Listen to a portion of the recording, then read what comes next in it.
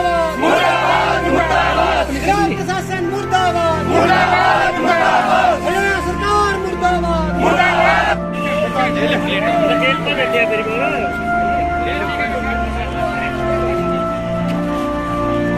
प्रशासन मुर्दाबाद मुर्दाबाद मुर्दाबाद, डीसीपीसी मुर्दाबाद मुर्दाबाद मुर्दाबाद। दोस्तों, लघु सचिवालय हिसार के सामने है और हिसार के सामने लगातार रोज धरने प्रदर्शन होते हैं। लगातार इस गेट को रोका जाता है प्रदर्शनकारियों के द्वारा। और आज फिर एक बार विकलांग, मोदी सरकार ने बोला था दिव्यांग, विकलांग का नया नाम दिया था दिव्यांग। और दिव्यांग नाम देने से, नाम बदलने से इनकी किस्मत नहीं बदल गई है, इनकी ज़िंदगी नहीं बदल गई है। और ये आज गेट के सामने बैठे हैं और पिछले 1 घंटे से ये दोनों गेट को रोके बैठे हैं। और यहाँ का जो निकम्मा प्रशासन, जो ये कह रहे कि निकम्मा प्रशासन, वो निकम्मा प्रशासन इनसे मिलना भी नहीं चाहता है। आप गर्मी में जब चलते हो, आपके सारे हाथ पाँव ठीक है, सब कुछ ठीक है, तो भी आपको परेशानी होती है। इनके पाँव में चप्पल नहीं है, कोई हाथ से चलता है और उसके बाद भी ये प्रशासन नहीं मिल रहा है। यहीं से लगातार और 58वें दिन यहाँ धरना इनका चला हुआ है। क्या यहाँ के प्रशासन को, हिसार के प्रशासन को थोड़ी सी भी इन पे तरस नहीं आती कि इनसे बातचीत कर ली जाए?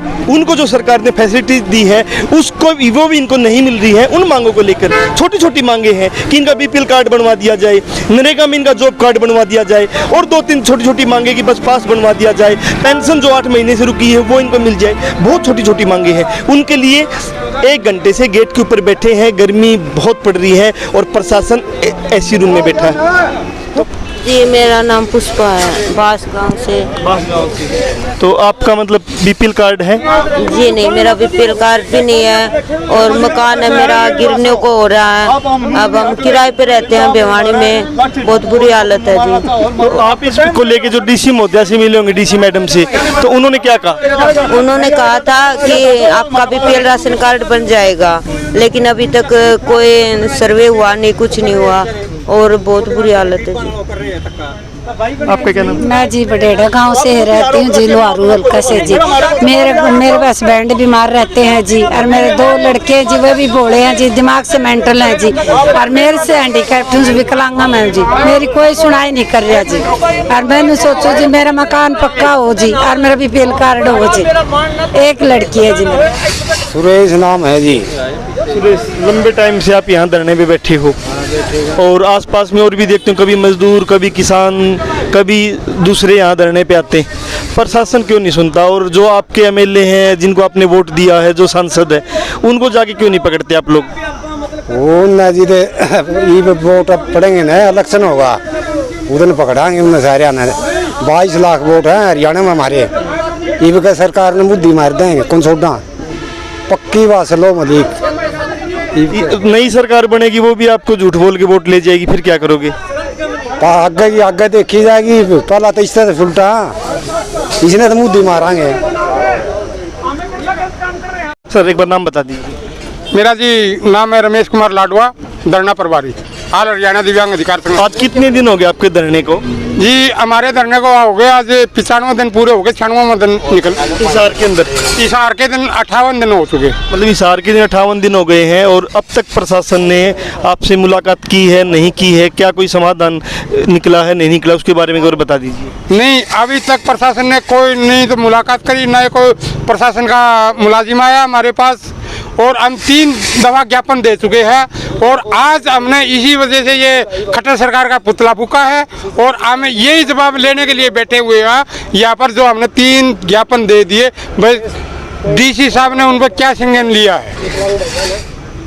मतलब बहुत सी ऐसी मांगे होगी जो सिर्फ DC साहब कर सकते, प्रशासन कर सकता, लेकिन वो फिर भी शायद नहीं कर रहा है, ऐसा आपको लगता? हाँ जी, जो सरों में हमने 9 मई को ज्ञापन दिया था, वो दिया था हमने ओम प्रकाश यादव और मनमोहन खट्टर के नाम से, यानी मनोहर लाल खट्टर के नाम से, यानी हरियाणा लेवल का। और 30 तारीख को हमने ज्ञापन दिया केवल, यानी 30 जून को ज्ञापन दिया जो हमने डिस्ट्रिक्ट लेवल की मांगों का, यानी केवल DC के हाथों में है, हो सके नहीं उसका एक साइन करने से वो हमारी मांगे पूरी हो सकती है। तो यानी उन्हें जो तहसीलदार ज्ञापन लेके गया था यहाँ से, उसने 1 हफ्ते का टाइम दिया था और मैंने ये कहा था भाई आप 1 हफ्ता का टाइम देते हो ना, मैं आपको 1 हफ्ता और मेरी तरफ से देता हूँ, यानी 15 दिन का टाइम। उसको आज 36 दिन हो चुके हैं, उसका अभी तक हमारे पास कोई जवाब नहीं आया। मतलब हफ्ता का टाइम लिया था और 36 दिन हो गए हैं, उसके बाद भी कोई सुनवाई नहीं होती है। तो आज आपने पुतला फूका है, तो गेट पे बैठे हो या जाओगे? नहीं, जितने हमें इस चीज़ का जवाब नहीं मिलेगा, नहीं जो हमारी जो जिला स्तर की मांगे हैं वो डीसी साहब हमारे को लिखित रूप में नहीं देंगे, नहीं इतना हम यहाँ गेट के ऊपर बैठे रहेंगे। हमें रात हो या दिन हो इस गेट से हम नहीं हिलेंगे। वैसे जिला स्तर की आपकी क्या मांग है जो डीसी महोदया कर सकती है? जिला स्तर की मांगे छोटी छोटी है, जैसे बीपीएल राशन कार्ड, जो मनरेगा के तहत जॉब कार्ड, जो आयुष्मान भारत से जोड़ा जाए विकलांगों को, जो और ऐसी छोटी छोटी मांगे है हमारी।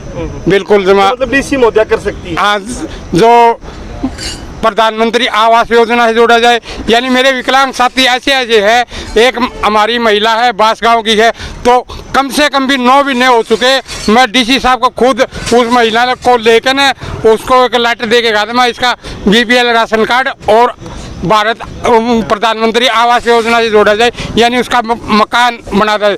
तो आज उस महिला की ऐसी हालत हो गई है, वो मकान छोड़कर वो किराए पर रह रही है। क्यों कि बारिश का टाइम आ गया, वो मकान उसका गिरने को हो गया, इतनी हालत है। तो भी सरकार कोई इसमें ध्यान नहीं दे रही, नहीं डीसी मैडम ध्यान दे रही। सर क्या नाम? तो ये मैडम वो बैठी है, उसके बाद नरेश हुड्डा, लोहारू से हो। तो आज आप यहाँ पहुँचे हो, क्या समस्या है कि प्रशासन आपकी सुन नहीं रहा? वोट मांगने आते तब तो आपके पाँव भी छूते होंगे, आपकी सब बात मानते होंगे, लेकिन वही विधायक वही सांसद आज आपकी नहीं सुन रहे, क्या कारण है? ये जो बीजेपी सरकार है और जेजेपी सरकार है, ये गठबंधन की सरकार है। इसने जिस तरह बीजेपी सरकार ने तो कहा था हमारी सरकार आने के बाद में दिव्यांगों को 5,000 रुपये पेंशन देंगे, और बीजेपी ने कहा था कि 5100 रुपये पेंशन देंगे। आज से ना तो बीजेपी ने लागू करी है और ना जेजेपी ने करी है। ये जो दिव्यांग हैं, मेरे वर्ग जो दिव्यांग हैं भाई हैं मेरे, तो आज ये 2,500 रुपये सरकार दे रही है, तो इस 2,500 रुपये में ये कैसे गुजारा करेंगे?